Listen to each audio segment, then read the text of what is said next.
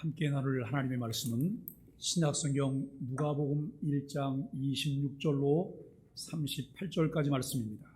제가 말씀을 읽을 때 35절로 38절까지 말씀은 함께 같은 목소리로 말씀을 읽도록 하겠습니다. 여섯째 달에 천사 가브리엘이 하나님의 보내심을 받아 갈릴리 나사렛이란 동네에 가서 다윗의 자손 요셉이라는 사람과 약혼한 처녀에게 이르니 그 처녀의 이름은 마리아라. 그에게 들어가 이르되 은혜를 받은 자여 평안할지어다. 주께서 너와 함께 하시도다 하니 그 처녀가 그 말을 듣고 놀라 이런 인사가 어찌함인가 생각하며 천사가 이르되 마리아여 무서워하지 말라. 내가 하나님께 은혜를 입었느니라. 보라 내가 잉태하여 아들을 낳으리니 그 이름을 예수라 하라. 그가 큰 자가 되고 지극히 높으신 이의 아들이라 일컬어질 것이요 주 하나님께서 그 조상 다윗의 왕위를 그에게 주시리니 영원히 야곱의 집을 왕으로 다스릴 것이며 그 나라가 무궁하리라. 마리아가 천사에게 말하되 나는 남자를 알지 못하니 어찌 이 일이 있으리이까. 천사가 대답하여 이르되 성령이 내게 임하시고 지극히 높으신 이의 능력이 너를 덮으시리니 이름으로 나실 바 거룩한 이는 하나님의 아들이라 일컬어지리라. 보라 내 친족 엘리사벳도 늙어서 아들을 배웠느니라. 본래 임신하지 못한다가 알려진 이가 이미 6달이 되었나니 대저 하나님의 모든 말씀은 능하지 못하심이 없느니라. 마리아가 이르되 주의 여종이오니 말씀대로 내게 이루어지이다 하며 천사가 떠나가니라. 아멘. 이 시간에는 에이든의 앙상블이 하나님 앞에 찬양 드리겠습니다.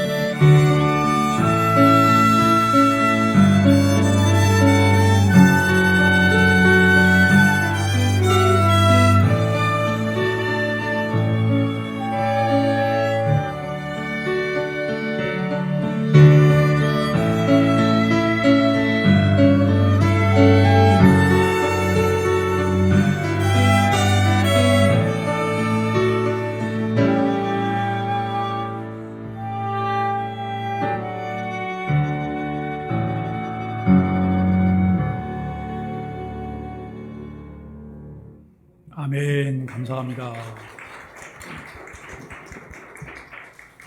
오늘 예배 전에 목양실에서 아침 예배를 준비하고 있는데 앙상블이 연습하는 소리가 얼마나 마음이 참 감사한지, 감사하고 편안하고 또 기쁘고 벅찬 마음을 가지고 예배에 올라왔어요. 예배전 찬양을 하는데 예배전 찬양이 얼마나 또 은혜로운지 참 하나님 앞에 감사합니다. 오늘 누가복음 1장 26절로 38절까지 말씀을 통해서 능치 못함이 없는 말씀에 순종한 여인이라고 하는 주제와 함께 은혜를 나누기를 원합니다. 십자가의 도가 멸망하는 자들에게는 미련한 것이요 구원받는 우리에게는 하나님의 능력이라고 바울 사도가 고린도전서 1장 18절을 통해서 말씀합니다. 세상에는 잘나고 뛰어난 사람들이 너무 많습니다. 요즘 시대로 말하면 돈 많고 높은 지식을 갖고 있고 권력이 있는 사람들이 많지만 하나님의 지혜에 있어서는 이 세상이 자기 지혜로 하나님을 알지 못함으로 하나님께서 전도에 미련한 것으로 믿는 자들을 구원하시기를 기뻐하셨다라고 말씀하십니다. 하나님의 어리석음이 사람보다 지혜롭습니다. 하나님의 약하심이 사람보다 강하시다라고 말씀하십니다. 하나님께서는 세상의 미련한 것들을 택하사 지혜 있는 자들을 부끄럽게 하시고 세상의 약한 것들을 택하사 강한 것들을 부끄럽게 하신다라고 말씀하십니다. 하나님께서 세상의 천한 것들과 멸시받는 것들과 없는 것들을 택하사 있는 것들을 폐하려 하신다라고 말씀하십니다. 오늘 성탄절을 앞두고 누가를 통해 다루고 있는 예수님 탄생 이야기를 함께 나누려고 합니다. 누가복음은 하나님이 베푸신 구원이 도래하여 이스라엘에게 주신 약속이 성취되었다고 설명하고 있습니다. 이와 관련하여 본문은 천사 가브리엘이 마리아에게 그녀가 다윗의 왕위를 계승할 아기를 낳을 것을 예언하고 있는 내용을 담고 있습니다. 다윗 혈통에서 나실 메시아 예수, 메시아보다 앞서와서 메시아의 길을 준비한 엘리야 같은 인물인 세례 요한에 대한 설명, 그리고 그 구원 시대에 성령이 행하시는 중대한 역할을 제시하고 있습니다. 이처럼 누가는 예수님의 동정녀 탄생을 분명히 알리고 예수님의 정체가 이스라엘이 오랫동안 기다리던 약속된 메시아라는 것을 천사의 예고를 통해 처음부터 명시합니다. 이후에 이어지는 마리아의 찬가는 비천하고 가난하여 또 억눌린 자에게 특히 좋은 소식인 복음, 유대인은 물론이요 이방인에게도 구원이 주어질 것이라는 것을 제시합니다. 이런 주제들을 통해 누가복음이 예수님 탄생에 대한 이야기가 단지 호기심 많은 사람들에게 예수님의 탄생에 대한 세부 지식 정보를 알려주려고 쓴 것이 아니라는 것이죠. 누가복음 1장에 나타난 여러 주제는 장차 누가복음과 사도행전에서 전개될 하나님 나라의 놀라운 구원 교향곡의 서곡 역할을 하고 있습니다. 누가는 예수님 잉태에 대해 자세히 기록하고 있지는 않습니다. 예수님의 부활에 대해서도 기록하고 있지 않은 것과 같습니다. 이 신비한 하나님의 역사는 가려져 있습니다. 천사는 하나님의 임재가 마리아에게 임한 것을 묘사하고 있습니다. 그것은 앞으로 어떻게 하나님의 아들이 이 세상에 임하실지를 설명해 줍니다. 그분은 하나님이 주신 약속의 성취로 오셨습니다. 예상치 못한 방식으로 하나님의 약속을 이루셨습니다.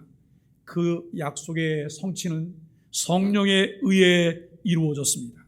하나님은 이렇게 구원하십니다. 누가는 예수님의 수태고지 사건을 이 세례요한 이야기 사이에 배치를 합니다. 누가복음 1장을 보시면 1장 25절까지 세례요한에 관한 이야기들이 나오고요. 그리고 57절로 80절까지가 세례요한에 관한 이야기인데요. 그 중간에 이 예수님께서 마리아를 통해 이 땅에 오실 것이라고 하는 수태고지 이야기를 그 사이에 끼워 놓습니다. 요한이 예수님의 탄생을 위한 준비된 자일 뿐이나 그 주인공은 예수님이시라고 하는 것을 드러내죠. 요한은 예수님의 이 대관식인 세례식을 주관할 제사장이고, 예수님은 다윗의 자손 왕으로 오신 하나님의 아들이시라라고 하는 것을 말씀합니다. 여기 26절로 30절까지 말씀에서는 낮고 작은 자로 인한 구원을 우리에게 말씀합니다. 세례 요한의 출생 예고는 성전에서 이루어졌습니다. 예수님의 수태고지는 변방 나사렛에서 이루어집니다. 성전에서 출생의 예언이 임한 제사장 가문의 요한과 달리 다윗의 자손이기는 했지만 사람들의 주목을 받을 만한 어떠한 요소도 갖추지 않았던 요셉과 정혼한 마리아가 은혜를 입었습니다.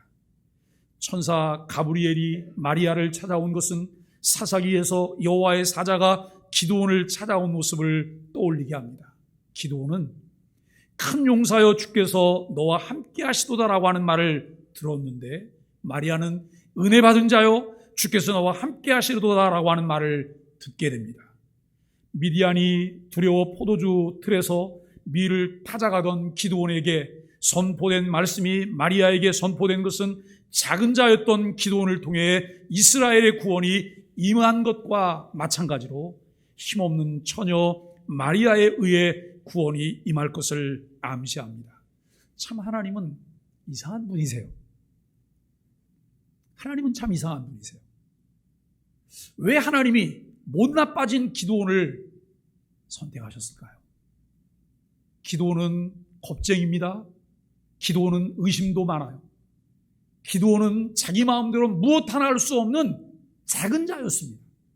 그런데 하나님은 그 기드온을 선택하셨고, 기드온을 찾아가셨고, 기드온을 하나님이 사용하셔서 하나님의 역사를 이루십니다. 여러분, 우리 사람들은 힘이 될 만한 사람을 찾아요. 도움이 될 만한 사람을 찾아요. 왜요? 내가 힘이 없기 때문에요. 내가 부족하기 때문에요. 그런데 하나님은 전능자예요. 창조주예요. 하나님은 사람이 아니라 움직일 수도 없는 돌을 들어서도 하나님을 찬양하게 하실 수 있는 분이라고 하는 거예요.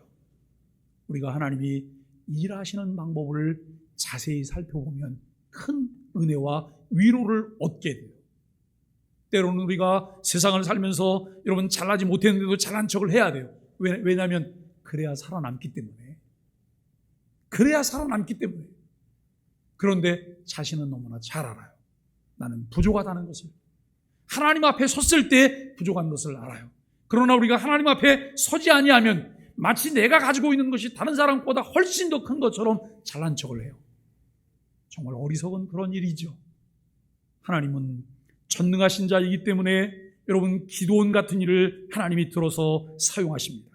이처럼 하나님의 역사는 낮고 작은 자로부터 시작이 되어진다는 사실을 우리가 분명히 마음에 두어야 합니다. 31절로 33절 말씀에 불가능한 방법을 통한 구원을 설명하고 있는데요. 나이가 많은 엘리사벳이 잉태한 것보다도 더 불가능한 처녀가 잉태하리라고 하는 예언이 주어져요. 여러분, 엘리사벳은 나이가 많았어요. 그런데 자녀가 없었어요. 나이가 많아도 자녀를 낳기를 원하는 마음은 아마 부부들에게는 다 있을 거예요. 요즘도 여러분 우리 사회가 점점 더 불임 부부가 많아지고 있잖아요. 또 어떤 이들은 아이 낳는 것을 아예 생각도 안 하는 이들이 많아요. 그런데 하나님께서 사람을 이 땅에 지으시고 사람을 이 땅에 내실 때 하나님이 주셨던 문화명령이 무엇일까요? 번성하라는 거예요. 생육하고 번성하라고 하나님께서 말씀하세요. 하나님께서는 우리를 통해 하나님의 거룩한 자녀들을 생산하기를 원하시고 그들을 세워가기를 원하세요.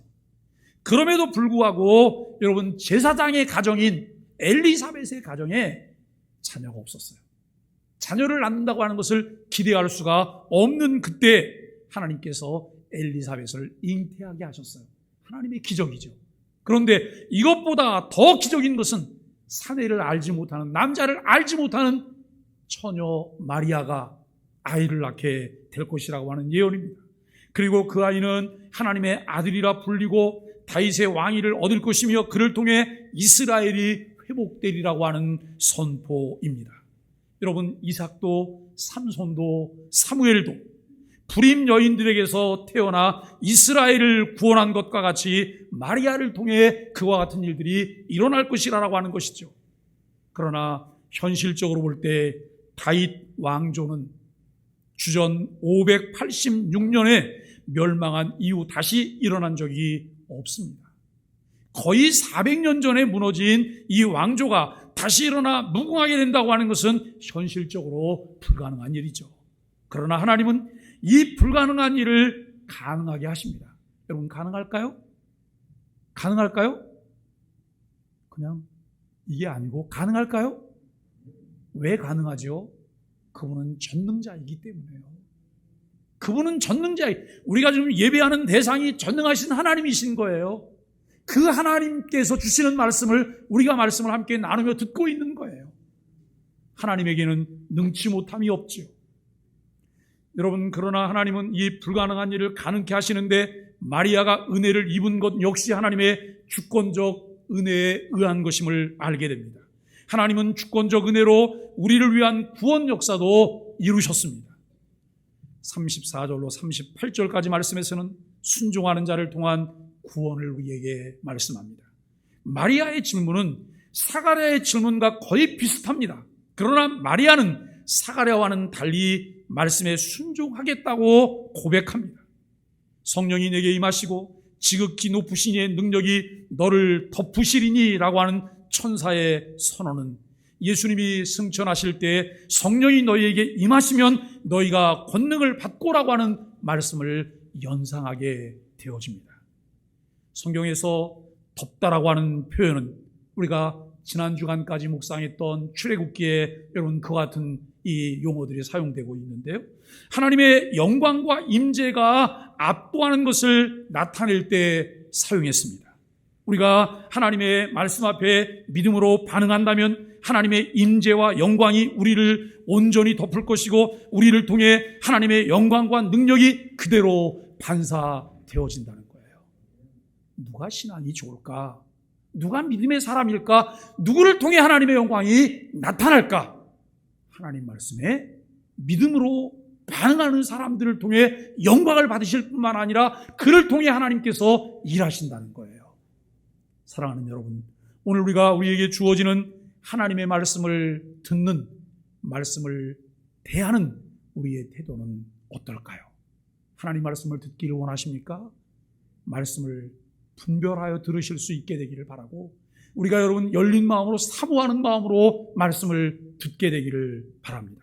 마리아나 예수님의 제자들이 말씀 앞에 순종했기에 하나님의 능력이 그들에게 임했고 그들을 통해 하나님의 나라가 확장되어져 갔습니다. 하나님 나라는 세상에서 성공한 사람, 능력이 뛰어난 사람, 재물이 많은 사람이 아니라 하나님 말씀에 순종하는 사람들에 의해서 세워져 간다는 거예요. 우리가 말씀에 순종한다면 하나님의 능력이 우리에게도 임하게 되어진다는 말씀입니다. 하나님의 능력이 주어지면 우리는 하나님의 큰 일을 감당할 수 있습니다. 우리를 통해 하나님이 일하시는 사실을 믿는다면 우리는 세상을 변화시키는 권세자가 될 수 있습니다. 우리는 말씀 속에서 능치 못함이 없는 하나님의 말씀을 발견합니다. 당혹스러운 상황 앞에 있던 마리아에게 가브리엘 천사는 이렇게 말씀하죠. 하나님의 모든 말씀은 능하지 못하심이 없느니라 라고 선언했습니다. 하나님의 모든 말씀은 능하지 못하심이 없느니라. 여러분, 이 말씀의 내용을 자세히 아는 사람이라면 쉽게 아멘을 내놓을 수가 없어요.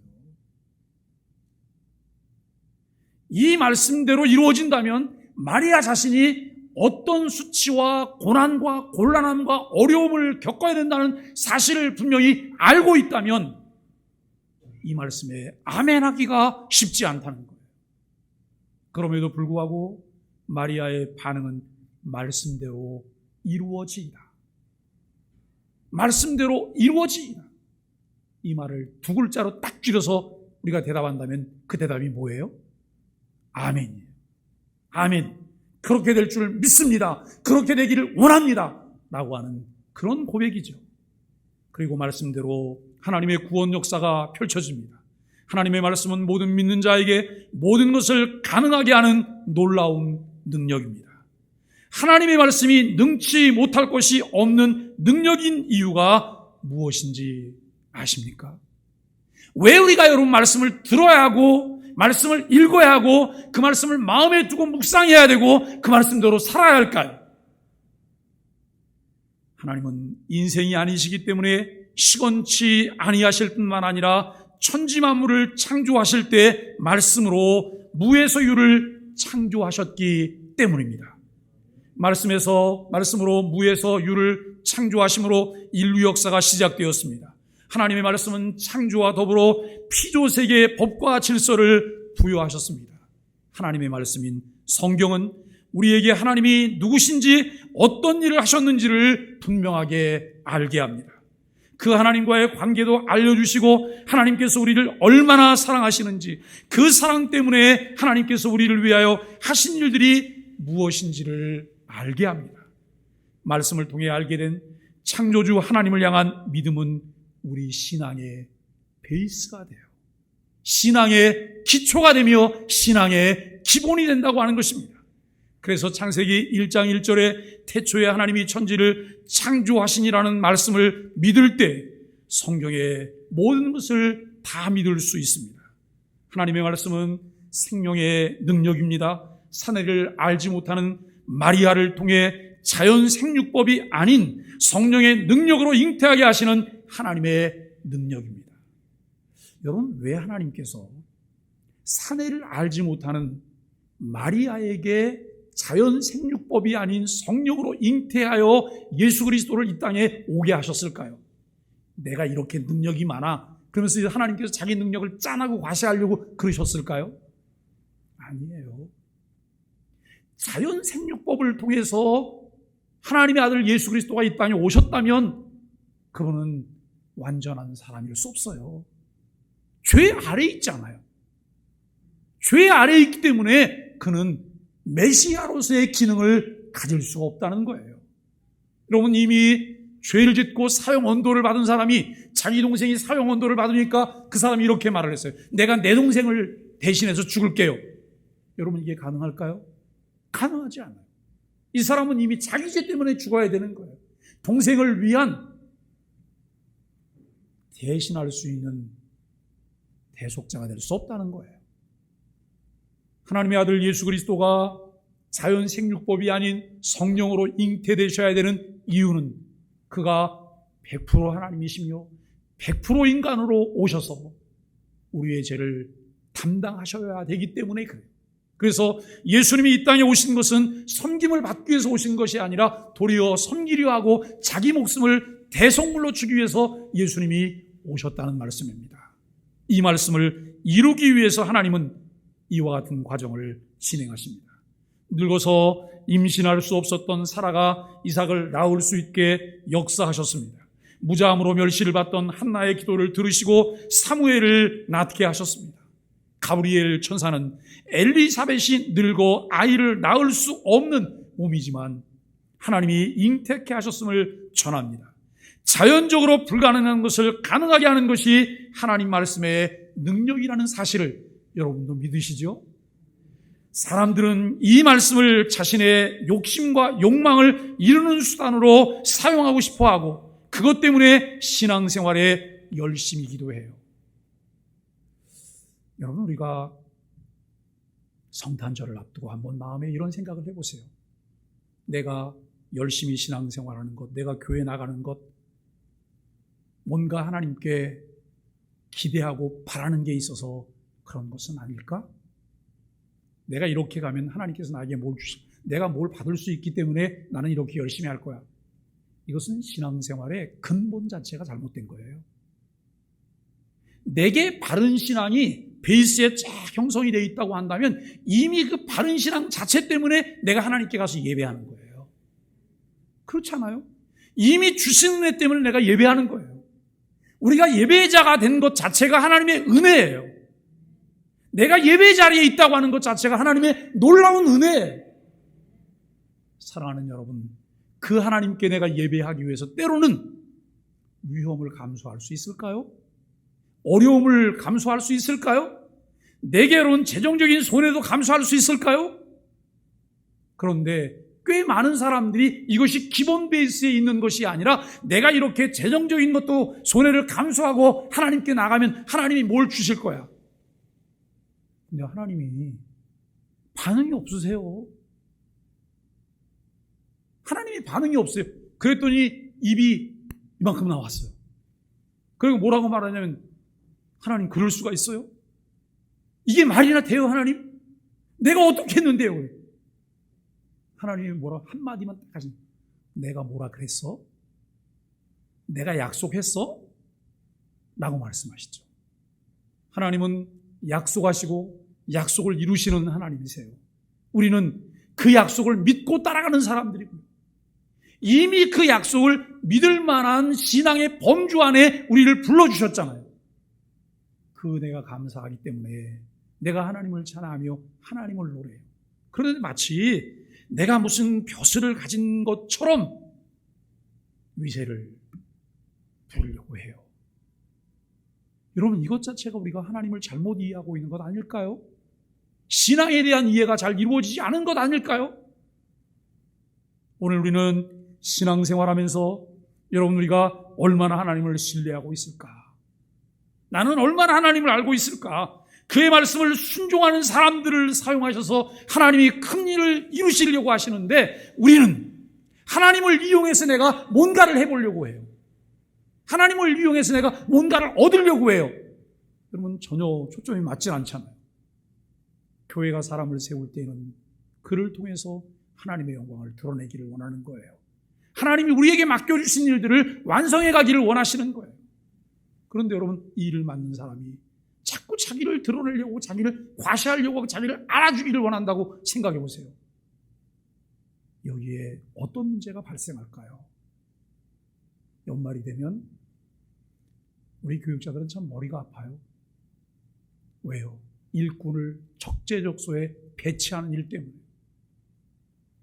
이제 여러분, 어저께 그저께까지 원고를 다 마무리하고 이제 내년에 나올 이 책자를 인쇄소에 넘겨야 되는데 아직 마무리를 못했어요. 마지막 부분이 남아있어요. 마지막 부분이 어떻게 하면 좋을까? 지금도 계속 고민 중입니다. 사랑하는 여러분, 우리 안에 하나님의 마음이 드러나기를 원합니다. 우리 안에 하나님의 생각들이 드러나기를 원하고 하나님의 일하시는 방법을 깨달아가며 그 일에 순종하는 하나님의 역사가 있게 되기를 바랍니다.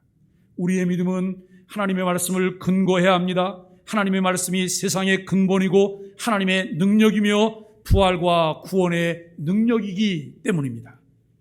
본문의 마리아는 매우 평범한 여인이었습니다. 그 여인에게 하나님 말씀이 주어지고 특별한 은혜가 임했습니다. 마리아는 그 말씀대로 순종했고 그 순종을 통한 놀라운 하나님의 역사가 이루어졌습니다. 사가랴와 마리아 두 사람에게 비슷하게 하나님의 천사를 통해 말씀이 들려졌습니다. 그런데 두 사람이 말씀을 받는 태도는 차이가 있었습니다. 제사장 사가랴는 푸념으로 꾸지람을 들어야 했지만 마리아는 납득하기 힘든 하나님의 말씀을 믿음으로 받아들였습니다. 하나님의 뜻과 역사는 우리의 상상과 생각을 초월합니다. 내 지식과 경험으로 말씀을 이해하고 판단하게 된다면 오히려 그 말씀은 우리에게 걸림돌이 됩니다. 마리아는 은혜 받은 자였습니다. 하나님께서 우리를 부르시고 세우시고 구원하신 모든 것이 하나님의 은혜입니다. 지금 이 자리에 여러분 이 말씀을 듣게 되는 것 자체가 하나님의 큰 은혜입니다. 그 은혜를 주시는 하나님의 뜻을 따라 여러분 주어집니다. 마리아는 그 은혜로 하나님의 말씀에 순종하게 되었습니다. 그 순종이 영원한 왕의 탄생으로 세상을 구원할 구원자의 탄생으로 여러분 이어졌습니다. 작은 믿음의 고백이지만 하나님은 그 고백 위에 세상을 구원할 길을 여셨습니다. 그리고 지금까지 동일한 방법들을 사용하셔서 영혼을 구원하시고 하나님의 나라를 세워가십니다. 불가능해 보이고 어려운 일이라 여겨지지만 하나님의 뜻이 하늘에서 이룬 것 같이 땅에서도 이루어지도록 기도하게 하십니다. 우리는 성경을 통해 우리를 향한 하나님의 뜻과 하나님이 주시는 은혜를 보고 듣고 체험하며 배웠습니다. 아직 우리를 통해 아무것도 이루어진 것이 없어 보이고 우리에게 아무런 변화가 일어나지 않은 것처럼 보일 수도 있습니다. 그러나 들었고 알게 되었다면 믿음으로 고백하며 그 고백에 합당하며 순종하며 살아야 합니다. 사랑하는 소망의 가족 여러분, 우리에게 필요한 것은 언제나 하나님의 은혜입니다. 우리는 날마다 은혜 안에 살도록 기도해야 한다는 것입니다. 우리가 기도할 때 하나님의 은혜와 임재가 아니라 다른 것만 구하고 있다면 하나님의 능력과 영광을 보고 누릴 수 없을 것입니다. 먼저 우리에게 임하는 은혜를 구하며 그의 나라와 그의 의를 위하여 사는 이번 성탄절이 되기를 예수 그리스도의 이름으로 간절히 축복합니다.